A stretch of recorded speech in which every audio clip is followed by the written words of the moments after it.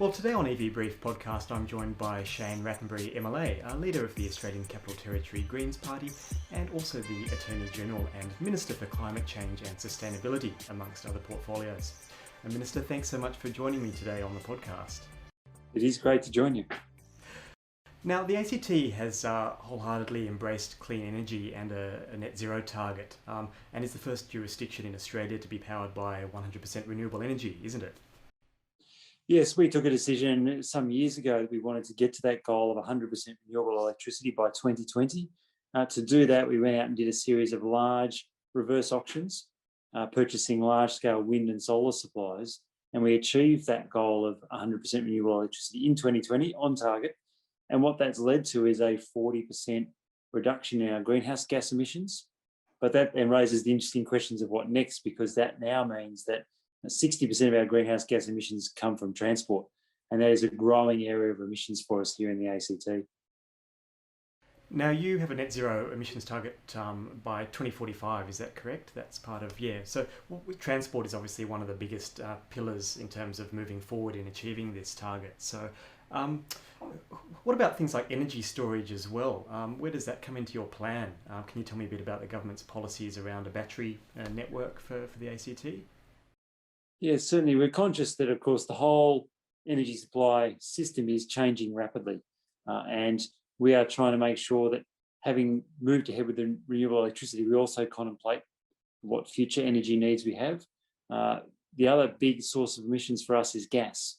Natural gas use in the ACT, it's a fossil fuel.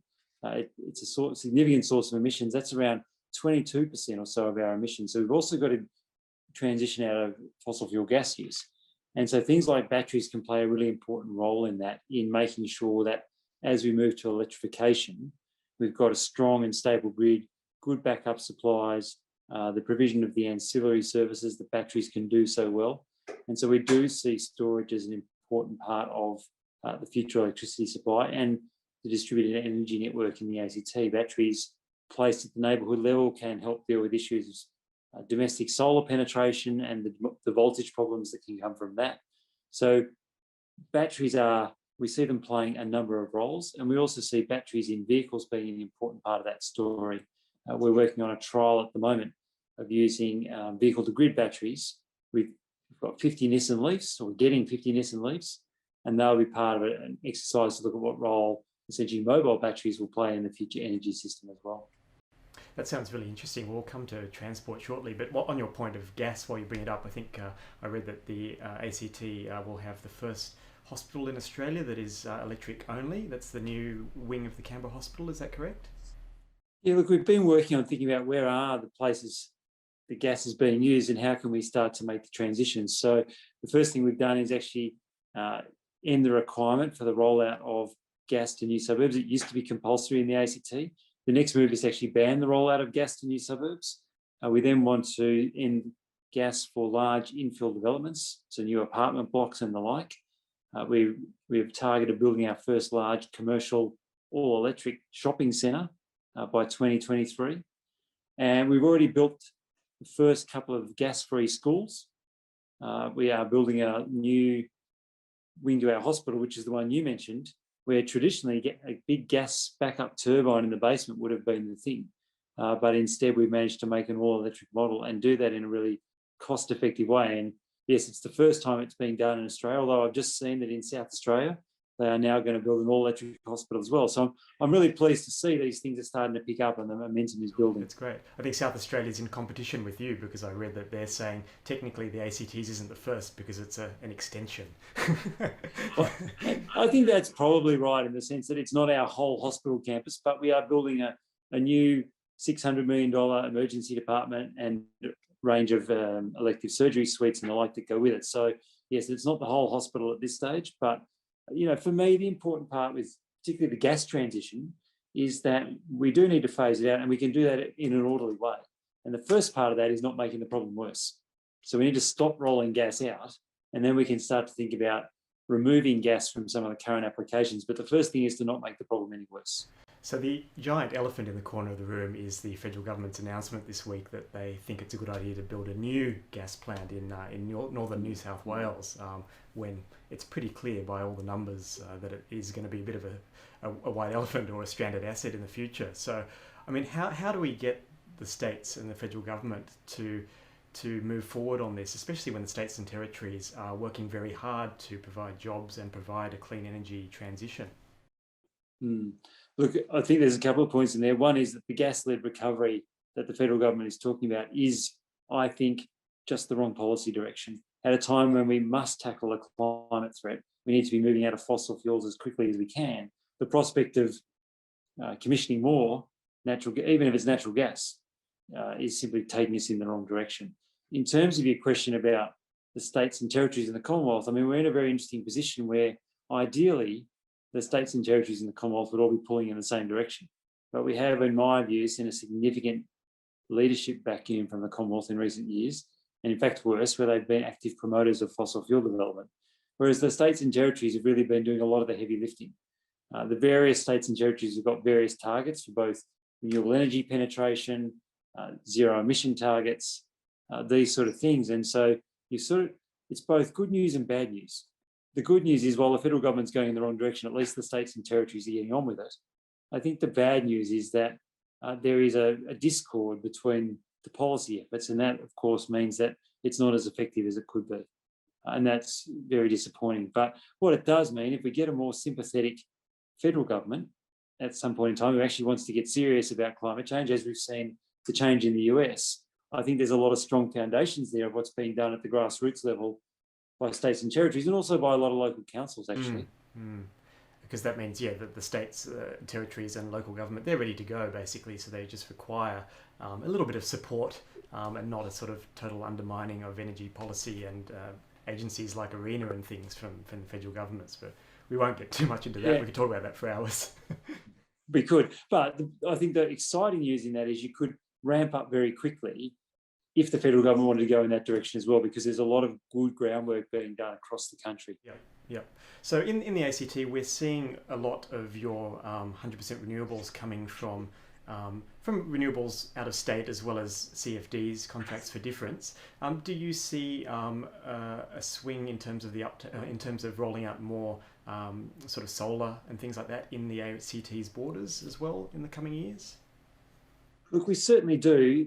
In terms of those large contracts, we don't have those resources within the territory's borders. We've got terrific wind just north of us at places like Crookwell and the like, but it would be uneconomic and essentially impractical to build those large-scale developments. But there's certainly, we need more solar penetration, both at residential level, and I think there's a lot of large warehouse rooftops and the like where we could be harvesting a lot of renewable electricity.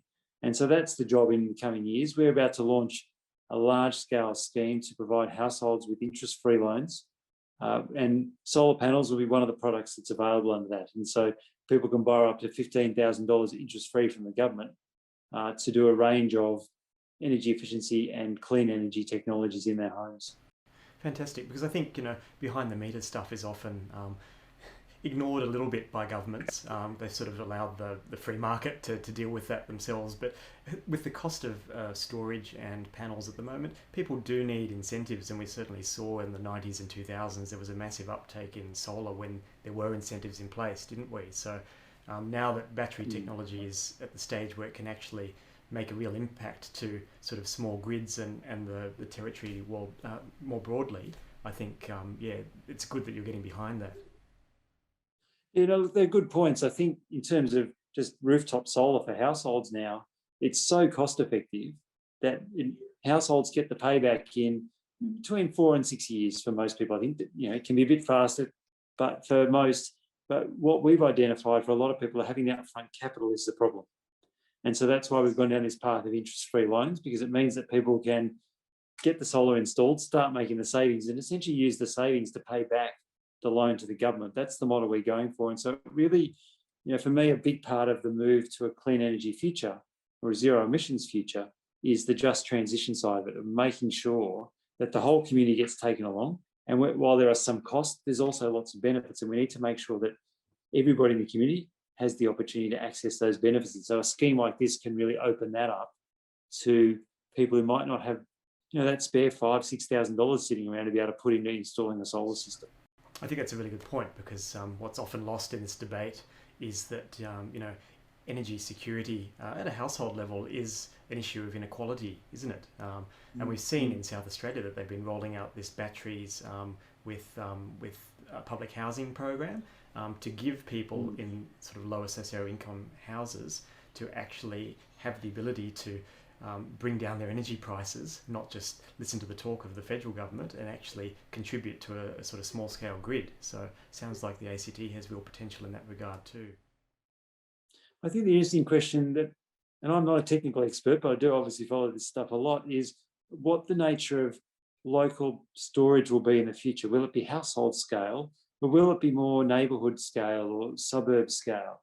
And where the economies are going to end up lying in terms of whether it's better to go down one path or the other, but then also what role these vehicles and grid batteries are going to play, because it might be that your actual household scale batteries in your car, rather than necessarily having a battery attached to the wall, we might have neighbourhood scale batteries and your car at home as your sort of battery combination. I think these are really interesting things that, frankly, people are still working out.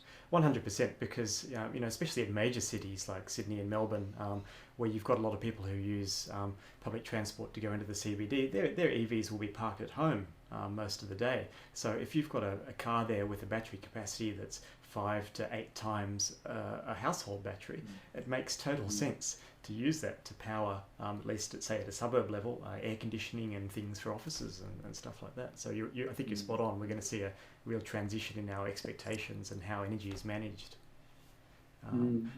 While we're on transport, you have some new policies regarding EVs coming out next week, I believe. Also along the lines of interest-free loans and stamp duty exemptions. Tell our listeners a bit about that. I think the first thing is, if we go back a couple of years, we adopted a zero-emission vehicle action plan in 2018 that was first and foremost about transitioning our own government fleet. We wanted to, I guess, both help create a more stable market so that the car companies would start bringing vehicles to Australia. We've not got the biggest fleet. We're a small government. We've only got around 600 vehicles, which compares to New South Wales and Queensland that have literally got thousands and thousands. But we made that commitment, and it's been really effective in the sense that our fleet company now went out and sourced getting electric vehicles. We've been able to tweak the economics by going from a 3-year lease to a 4-year lease. It ameliorates the upfront costs. Our running costs are much lower for our vehicles compared to the petrol vehicles that they have replaced. So it's been quite cost effective for us. And it means we've got a lot more electric vehicles going around the city in the government fleet, which will soon come into the market as second-hand vehicles for Canberrans to buy at a more affordable price. So that was sort of our starting point. We now want to move into encouraging much more private uptake, and that goes to the incentives you were speaking about, where, yes, from Monday, the 24th of May, we'll have 2 years of free registration for all new and second-hand electric vehicles if you're registering it for the first time. And we think that second-hand part of it's really important as well. Again, back to that issue of lower-income households and accessibility. We have zero stamp duty for zero-emission vehicles, and we will, again, as part of the loan scheme, bring in a $15,000 interest-free loan to help you purchase your electric vehicle. So all of these things are designed to, particularly at the moment, break down one of the key barriers, which is the additional upfront cost of EVs. Yeah, that's really fantastic. I actually had a lot of questions from people saying they wanted to know about this policy and whether it would apply to second-hand vehicles. So basically, if someone is buying a used EV from a dealer, they will then also qualify for the stamp duty exemption?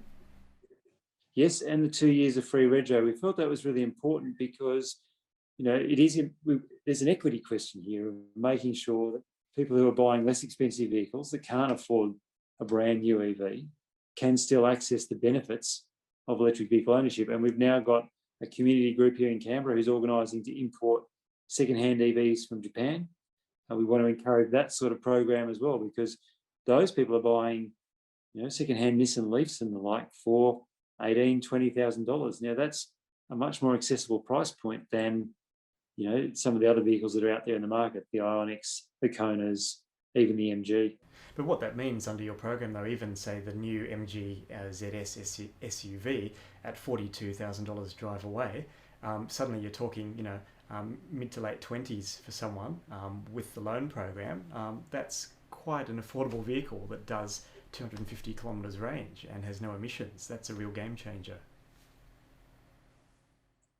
Yes, I have to be a little bit upfront there and confess that I just bought my own MG ZS about 8 weeks ago. Oh, congratulations! And yeah, thank you. I'm thoroughly enjoying it. But it is, it's even that's an exciting vehicle in the sense that it's entered at a price point that has been well below any other vehicle on the market. And I think we'll continue to see that trend in coming years. And all of these things are about making them much more everyday choices for Australian households. Yeah, and fleet transition is a big one as well. I mean, initially for the taxpayer, obviously, yes, there's a higher upfront cost, but obviously your numbers are demonstrating that running costs and overall costs to the government are a lot lower. You mentioned, that's right?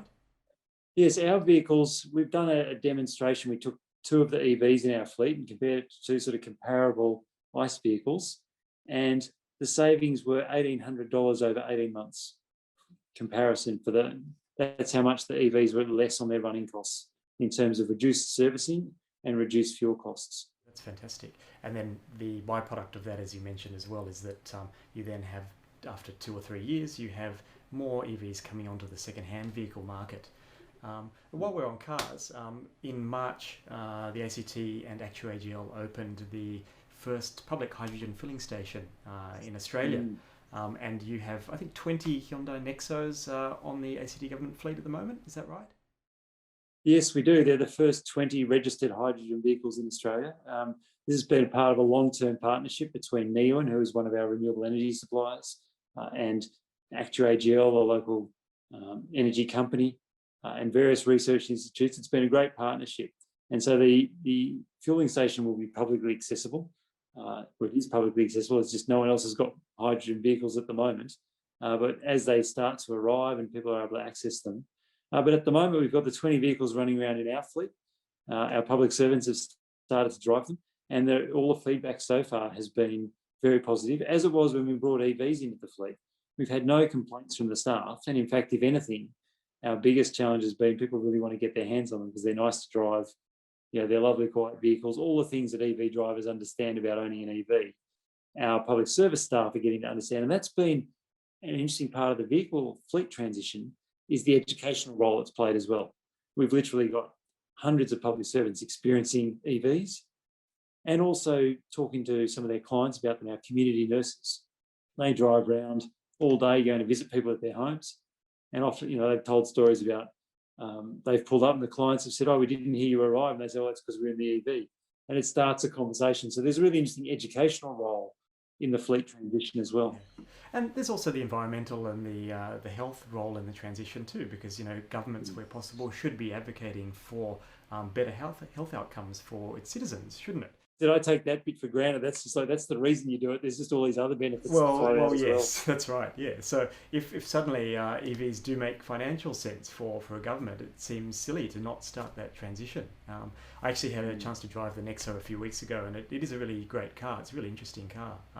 But I think a lot of people have sort of said in discourse online that they believe that governments should be focusing on battery electric vehicles, and that due to certain inefficiencies in how hydrogen fuel cells work, that they're not really viable as passenger vehicles. So what's the purpose of trialling a hydrogen fleet with your government? Look, I think certainly when we set off on the project, the EV market wasn't as developed, and we were trying to make sure that we were not picking winners, that we kept our options open. And I think there is real value in the experimentation. The electric vehicle market, the BEV market, has obviously taken off much quicker than the hydrogen market has. Although, I talked to the Hyundai people and they say they sold 10,000 Nexos in Seoul last year. And so there's all of those driving around in Korea. So there is different theories on where it's going to go. I suspect over time, pure electric vehicles, battery electric vehicles will fill particular roles and hydrogen vehicles will fill other roles. I mean, we've just seen the Nexo distance record in Australia in the last few weeks where they knocked out nearly 900 Ks in the vehicle. Now that is a lot of people in Australia are concerned about electric vehicles because of range issues, living in remote locations. And so I think we're going to see different applications for the different technologies over time. And I think that's where Hyundai is coming from. The Nexo really is a bit of a rolling test bed for that technology as they start to move into hydrogen fuel cell powered heavy transport and things like that. So obviously, if as is happening in the ACT, you're actually creating green hydrogen to fuel these vehicles, then it possibly might make a lot of sense if you're trying to cover long distances without having long recharging times. But private EVs are only part of the solution, and obviously heavy vehicles account for sort of a disproportionate share of emissions in Australia. Do you think there could be any opportunities to incentivise the uptake of, say, electric trucks or vans registered in the ACT in the future? Yeah, absolutely. I think this is the private vehicles and the passenger sedans are obviously the low-hanging fruit, relatively speaking. The heavy vehicles are harder work from a technology point of view, to my understanding, but we are looking at projects. So having adopted this policy, we've now got our fire department. They've gone out and they're looking at an electric fire truck. We've got a partnership going with a European firm. This will be, I think, the first in the Southern Hemisphere. We're looking now at garbage trucks, small tippers. We're thinking about what's suitable for our rangers who go off into the national parks. So there's a range of work going on to look at the different vehicles. I think for us, we don't have a massive heavy vehicle fleet in the ACT in the sense of long haul truckage and stuff. They're just not based here. Buses will be a big one for us. Just, normal urban buses and those kind of questions. So they're the areas we're focusing on. Is really sort of municipal function type vehicles, is because that's what we have. And so they're the sort of areas we're focused on. And you mentioned buses. Clean, reliable public transport is key to emissions reduction, isn't it? And as well as congestion. So you're currently in the process of transitioning the Territory's bus fleet, is that right? We're just beginning now. We're about to order a whole new supply of buses. We need about 80 at the moment, I think is the order number. One of my fellow ministers is running that process. But yes, because there was uncertainty, we've actually put the tender out to say to the suppliers, to the market, we need 80 buses, what can you do? Rather than going out and saying we want 80 buses like this, or we want this or that, I think because there's a lot of innovation going on at the moment, we ran a fairly open tender that just said, well, we need 80 buses and we want to cut our emissions. What can you bring forward to us? And that is out at the moment. So I'm going to be intrigued to see what comes back to us in terms of what people propose to supply. Right. And obviously you can't discuss the intricate details of the tender, but are you expecting Australian electric bus manufacturers to show interest in what you've put out?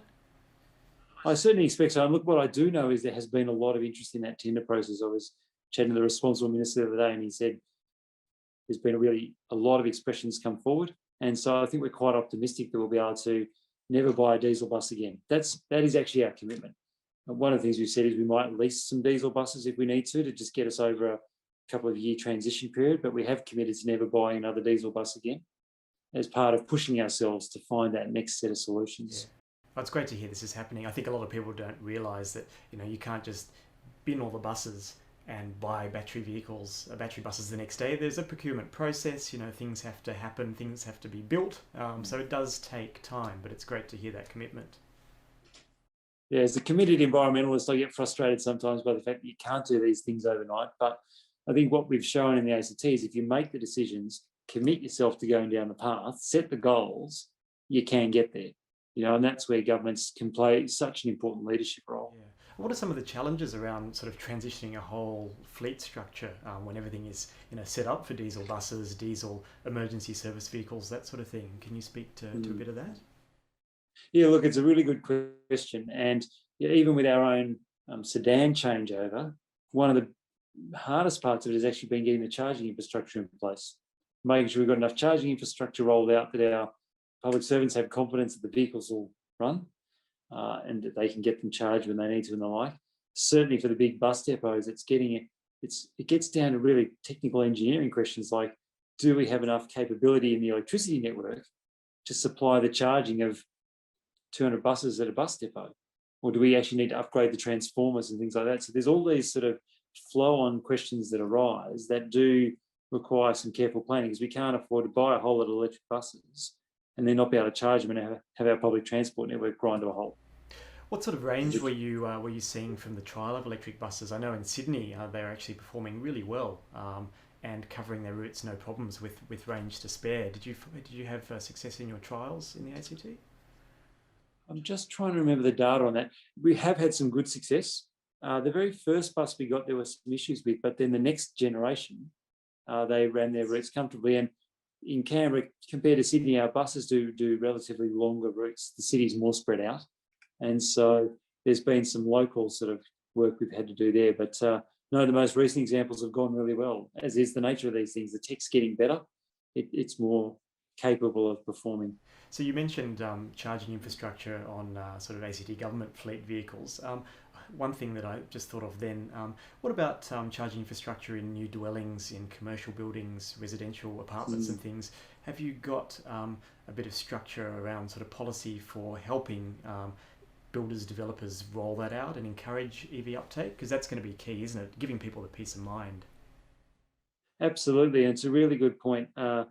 For me, the key area that's a problem is multi-unit buildings. If you're in a single detached dwelling with your own garage, you've got no problem. It's where you live in an apartment building and, it's very expensive to retrofit the wiring through the basement, for example. You've got to get body corporate approval. And so we've actually got a policy position that's been moved to, I guess, legislation now that all new apartment buildings will be required to be built with the capability to charge in the parking areas. Now, we're just working on defining what that will be. Does it mean that you just have to make sure the conduit's rolled out so that someone can just drill into the wall and connect? And so what does that look like? I think there's some really interesting discussion as well to be had about what charging infrastructure we need. Because there's also the question of public charging stations. And having had my EV for about 8 or 10 weeks now, I've not yet used a public charger. I happen to have a house with a garage. And so I just roll up and charge my car at home overnight on a slow trickle. I do it once every 3 or 4 days with the mileage that I do. I don't drive large distances. And so that works perfectly well for me, but that's not everybody's circumstances. And I think we just need to get a bit of nuance into understanding what charging infrastructure we do actually need. And I think, it actually, as you say, it's not necessary that, every new dwelling has X number of charges there when it's completed. You need a bit of policy certainty for builders and developers, and that will then encourage the uptake, and it will just allow them to know what the standards are and to then say, right, okay, the infrastructure's here, we need to make sure that the strata knows how this works for owners, and then you can just go ahead. But if you don't have any policy certainty at all, it's kind of a bit of a free-for-all and really confusing for homeowners and renters, isn't it? Yes, I think that's very true. And the certainty is one of the questions. I think there's also just the educational side of it. It doesn't mean we need a fast charger at every parking spot in an apartment building. Trickle charging will work perfectly well. You might want 2 or 3 fast chargers in a 200 apartment building for the desperate situations, and then just lots of ordinary power points and enough capability in your electrical network to make sure that if everybody charges at the same time, it goes okay. Yes, yeah. Now, has the ACT government set aside any money to support the rollout of fast chargers in the Territory? Yes, we will shortly release a tender to supply 50 more public charging stations across the ACT, because some of the feedback we have had is that for people who are tourists or just that emergency backup, there is a sense of that range anxiety and the need to see public charging stations. What we're trying to map out at the moment is where to put them and have a think about what's the best strategy. Do we put 50 different locations, or do we maybe have 25 locations with 2 at each one, so you've got more confidence that if you roll up, there will be a charger available? Because one of the feedbacks we get from EV owners at the moment is you pull up to the charging station, but there's not always a free spot. And so these are the things we're trying to think through at the moment. Are we talking all DC fast chargers, or a combination of technologies and speeds for different vehicles and needs? We are not down to that level of specification yet. Yeah. So no, look, certainly 50 sounds really fantastic. Yeah. Well, look. For a city the size of Canberra, it'll make a real impact. Yeah, even if it was focused around town centres and there was a bank of 8 to 10 chargers to future-proof the uptake in the Territory, I think that could be a good plan too. But Look, a final question for you, and it's a personal one. You've been an environmental advocate for most of your career. So can I ask just what it is that inspires you personally in your advocacy of clean energy policy? Oh, look, I guess I'm very motivated. I grew up as a child of the 80s, to reveal my age a little bit. There was some really important environmental discussions going on at that time around forests and protecting Antarctica. So I sort of grew up as a young environmentalist, and then, the climate change science became very clear. And it is the biggest challenge we face. It's an incredibly complex problem. It affects every facet of our lives. And so we just have to put all of our energy into addressing that. And things like clean energy they're a no-brainer these days, but it's taken a while to get to that point. I'm excited. I'm actually motivated by the fact that we are making progress. It's easy to be daunted by how big the threat of climate change is, but I look around every single day and I see really exciting things that are happening that are moving us forward as well. And so I guess that motivates me. And obviously the opportunity of being in a role like I am at the moment to make a difference for my communities, it's a real privilege to have that role. Great. Well, Shane, thank you so much for your time today. It's lovely to chat, and best of luck with the EV policy rollout next week. We'll be following with great interest. Thanks very much. Well, that's it for this episode of the podcast. Thanks to Shane Rattenbury for joining us, and we'll follow with interest the progress of the ACT's progressive EV and zero emissions policies. Please subscribe to this show on your favourite podcasting platform to ensure you don't miss an episode, and head over to evbrief.com to stay up to date with the latest EV news and reviews. Thanks so much for tuning in today. I'm Jonathan McPhee, and you've been listening to EV Brief.